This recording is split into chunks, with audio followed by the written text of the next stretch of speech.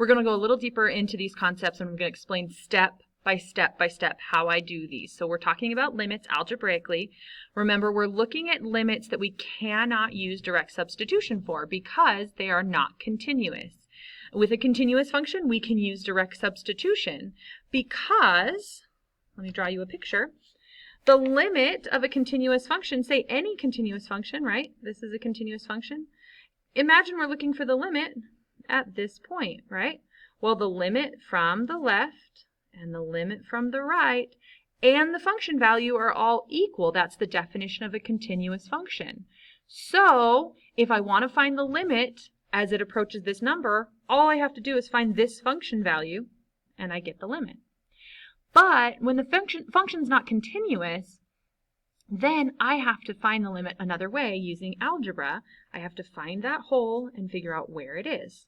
Okay? So if I have this limit, I want the limit as x approaches 2. So first I plug it in and I get the limit as x approaches 2 of 2 minus 2 over 4 minus 4, which gives me the indeterminate form of 0 over 0. Since direct substitution gives me the indeterminate form, I can't use direct substitution, and I know that because if I look at this function and I simplify this function, let's just factor the bottom of that, x minus 2, that's x plus 2 times x minus 2. If I look at this, I know that there's an asymptote at negative 2 and a hole at positive 2 because of the discontinuities. So I know that the limit as x approaches 2 can't be the function value because what's going on with this function is it's going along, there's a hole, and then it keeps going, right? So I can't use direct substitution to find this limit. But remember, the limit as x approaches the regular function is the same as the limit as x approaches the simplified function. So I go ahead and cross those two out. And so that's the same as the limit. Remember, I haven't evaluated the limit yet, so I'm still going to keep writing the limit as x approaches 2 of 1 over x plus 2. Now I can plug this value in and find the limit with just direct substitution. So when I plug 2 into here, I can find that the limit as x approaches 2 of, I wish I would have just named it f of x, that would be a lot easier, x minus 2 over x squared minus 4 equals 1/4 from direct substitution. So remember that basically what this function looks like is, since these two canceled out, this function looks like this function, which is a rational function shifted to the right 2. I mean to the left 2. I even thought to the left and said to the right. It goes to the left 2. But it has a hole at x equals 2. Okay? And that hole is at 2 1/4. Okay, so we know the function as it's approaching 2 is getting really close to 1/4. So it's just, limits really are nothing new. It's something that you already know how to do. It's just a new notation for this. It's basically finding where that hole is, if it's a hole. Okay? So what's the limit as x approaches 1 of this function? Again, if we do direct substitution, we get 1 over 1, or 1 minus 1 over 1 minus 1, which is the indeterminate form of 0 over 0. Since we can't find the limit of that, we need to do some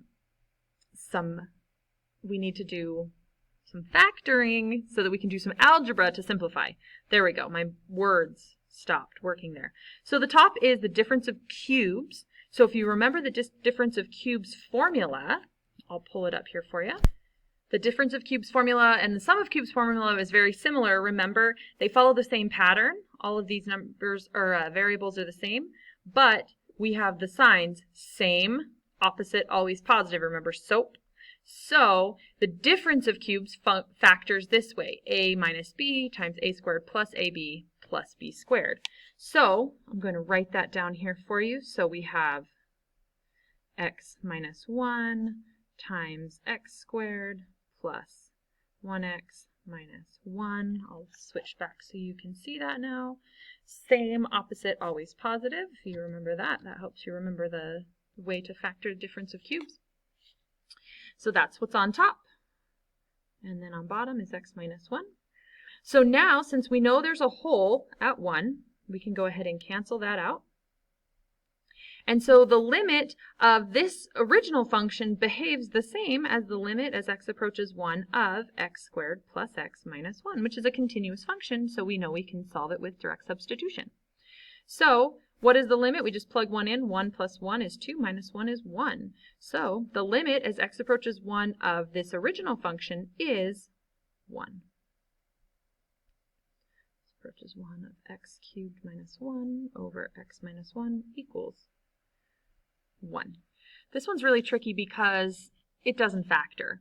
We know that there's a discontinuity at 1 because if I put 1 in here, I get 1 minus 1 over 1 minus 1, which is the indeterminate form of 0 over 0. But it doesn't factor. So we have to use a different type of algebra to go ahead and manipulate it in a way that we can that we can figure out what's going on. Okay, so what we're going to do is we're going to get rid of that square root on the top, and we're going to multiply by the conjugate. So the conjugate, if you remember, of x squared minus 1 is x squared plus 1. And since we multiplied the top by it, we also have to multiply the bottom by it. So then we get x squared, root x times root x is just x. And then plus root x minus root x, that's the whole point, is that they cancel out. And then we get minus 1 on the top. And then, I haven't evaluated the limit yet, so I need to make sure that as I'm doing my algebra, I'm reminding myself I'm still evaluating the limit. Because this function by itself is not just the function. This whole, like the limit as x approaches 1 is what I'm doing. Okay, so on the bottom, I get x minus 1 times root x plus 1. And do you see that it actually worked out very nicely for me? Because now I have x plus minus 1 on top and x minus 1 on bottom. So I can cancel them out. So that equals the limit as x approaches 1 of 1 over root x plus 1. Now we're in good shape because this one is not the indeterminate form. It is actually 1/2 if I do that by direct substitution. So there's actually a whole at 1/1/2. So we evaluated the limit, it equals 1/2, but what that tells us is that there's a whole, that discontinuity in the original function, we know there's a discontinuity at 1, that now we know that discontinuity is a whole because we were able to manipulate the function and get the limit from both sides. Okay. Last but not least, we have this one. So we're looking at the limit as x approaches 2 from the positive side or from the right. And what we know is that there's definitely some type of discontinuity at 2 because 2 minus 2 is 0. So we have 2 over 0. So now it's not actually the indeterminate form, it's just dividing by 0, which is a problem. So since there's nothing that cancels out top and bottom, we know that this is an asymptote, not a whole. And since it's an asymptote, what we have to do is we have to decide, is this function going to positive infinity when we get to this asymptote, or is it going to negative infinity when we get to this asymptote? So we're going to analyze the signs of this function to figure that out. So we're coming from the right. And so let's think about numbers that are just a little bit bigger than 2, like 2.1. So if I have 2.1 over 2.1 minus 2, what's going on there? Well, I'd have 2.1 over 0.1. So this is positive and this is positive, right? And if I did this for any number bigger than 2, which is what numbers I'm talking about, right? That's what this plus sign means. I'm only talking about numbers to the right of 2. If I do this for any number bigger than 2, I see that this is going to be positive on top because they're positive numbers, and this is always going to be positive on bottom because if I subtract 2 from it, it stays positive, okay? So what I can see is that these numbers are both positive, and so this is 2 point whatever, this is some number, divided by a tiny little decimal, and this decimal gets smaller and smaller and smaller. What happens when you divide by a tiny decimal? You get to a huge number, right?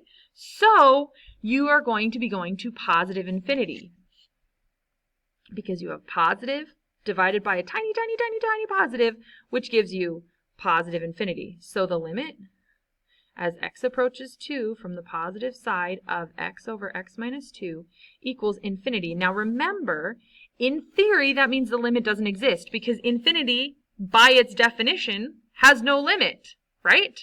So infinity is not a limit.